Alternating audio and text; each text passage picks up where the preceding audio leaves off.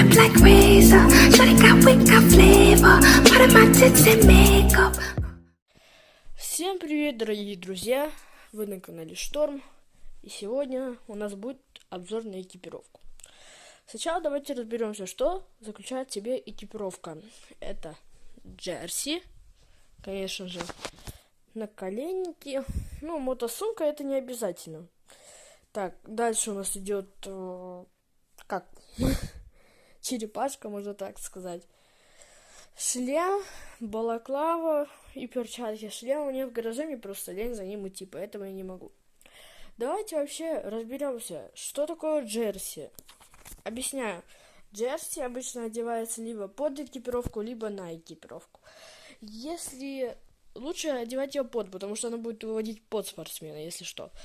Так, дальше, наколенники для защиты коленей. Дальше, мотосумка, если что, туда что-то положить. Я не знаю, мне ее просто подарили. Спасибо бабушке. Так, это вообще черепашка, это очень важная вещь. Тут я вообще думал, объяснять ничего не надо, потому что это самая главная вещь, что надо иметь.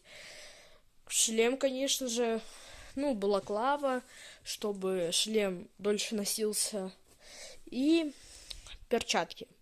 Чтобы кожа, если когда при падении, чтобы кожа не стерлась. Так, в общем, как это все выглядит, вот. Вообще, спросите меня, что, как вообще это одевать сначала или как? Сначала мы должны одеть джерси, потом мы должны одеть черепашку.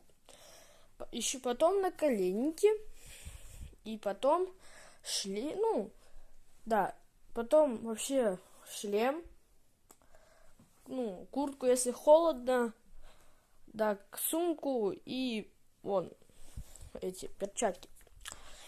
Как-то вот так вот все это происходит, ребята.